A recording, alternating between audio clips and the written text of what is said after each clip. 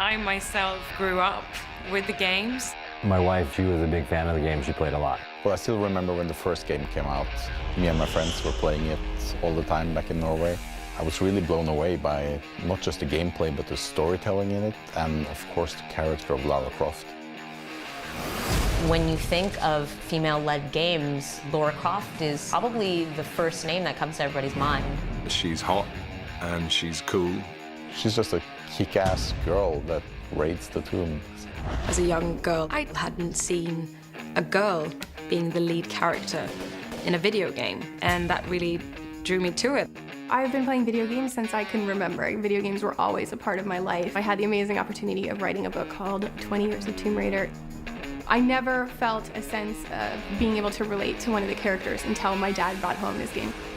This was the first time that we got to play as this badass woman.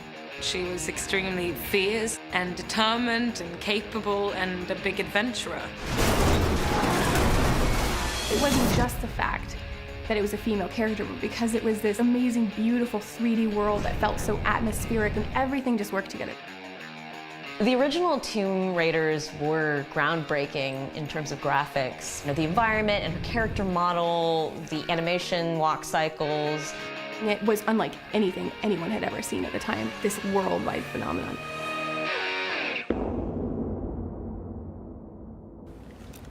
You like that? I do. I'll take two.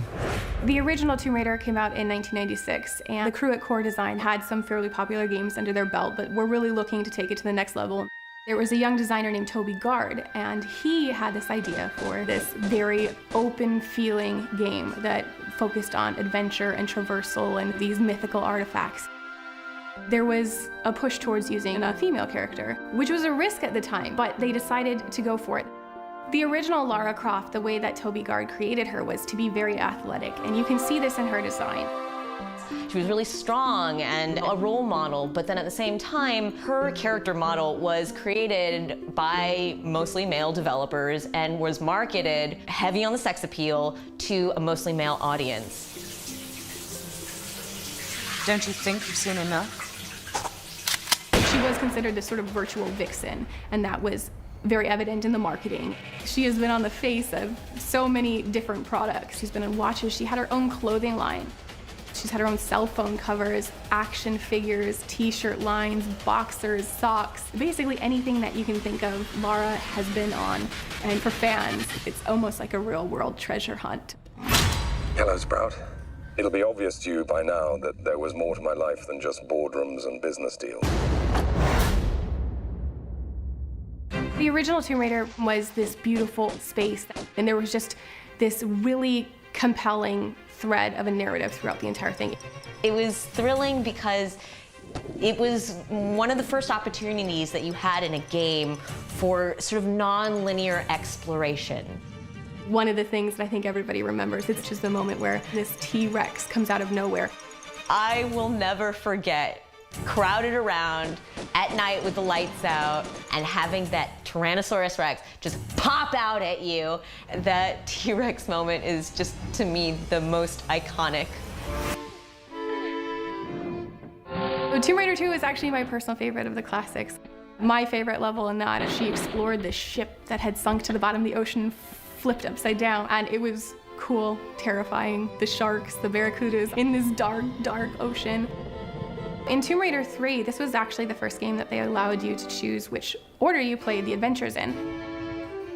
Just the colorful nature of all her globe-trotting just always captured me. Lara had to infiltrate Area 51, and it was a really unique scenario and level. It was a way of really blending the more traditional tomb spaces with something slightly more urban. Tomb Raider 4, you get to play as young Lara. The game took place in Egypt, and at the end, the tomb collapses on top of her, and it is left unknown. Fans did not know if she was dead or alive, and it was terrifying for a lot of fans at that time. They were very nervous that this was actually the end of Tomb Raider, but obviously it wasn't. In Tomb Raider Chronicles, and they had to get really creative because they had closed off that narrative thread. They actually decided to have it open with her memorial, so people who are a large part of her life start telling stories from her past that fans never had a chance to see. Angel of Darkness came out in 2003. The graphic upgrade was just incredible, and Lara looked more lifelike than ever before. I used to be made up of 500 polygons, but now I'm 5,000. What do you think of my new look? After the Angel of Darkness, the decision was made by Eidos to give the franchise to another company, which is Crystal Dynamics. It was a huge, terrifying responsibility to take such a beloved franchise and to put your own mark on it. They wanted to make it something that felt very unique to the studio. I think that the fluidity in combat in Tomb Raider Legend is one of the very big things that the studio really put their mark on. The origins of the 2013 reboot actually started before Underworld, which was the last game that was released before the reboot came out. The team already, after releasing Legend, was very proud of Legend, but there was already a feeling that the franchise needed to evolve.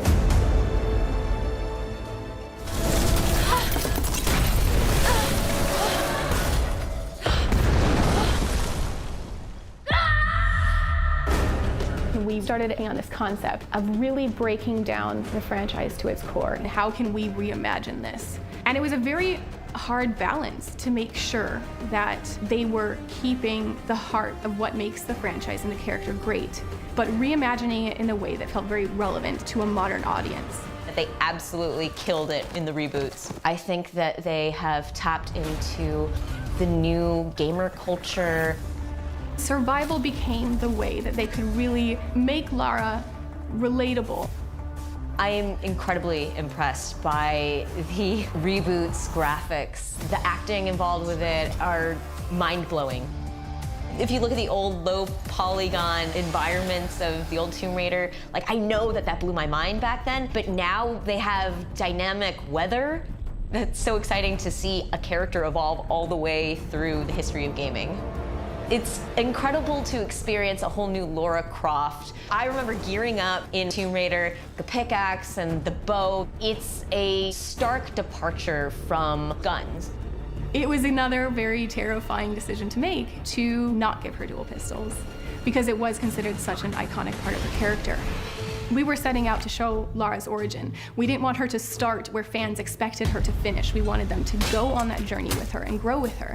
And through that lens of survival, we needed multifaceted tools and weapons. What would be the most practical thing to have on a deserted island? It would be something like a tool, like a climbing axe or a bow that could be used for hunting food or for defending yourself. These were the tools that really became the heart of combat within the reboot franchise. These new weapons have become just as iconic to her as the pistols. When it came to the reboot, we really wanted to find a way to make sure that we grounded Lara physically in the real world. They did so much to make her proportions human, but she's sexy in a way that she gets to own, and I really love that. This Tomb Raider film was something that, as a studio, we were excited about because it was going to be bringing to life our version of Lara, this Lara that the team worked so hard on to realize. I'm thrilled that they are using that universe for the movie. It was amazing seeing the first images of Alicia and seeing the trailer. How much respect and how many homages to the 2013 game were in there. It felt like the creative team behind the movie really got our vision. Lara's going nowhere. She's still as successful today as she was 20 years ago, and that is such an incredible feat. Having Lara Croft as this prominent, iconic lead female character, I mean, we would not have so many of the female-led games now if it weren't for her. If the last 20 years have proven anything, it's that Lara Croft cannot be stopped, and her future is looking as bright as ever. Lara Croft is definitely here to stay. Bye for now.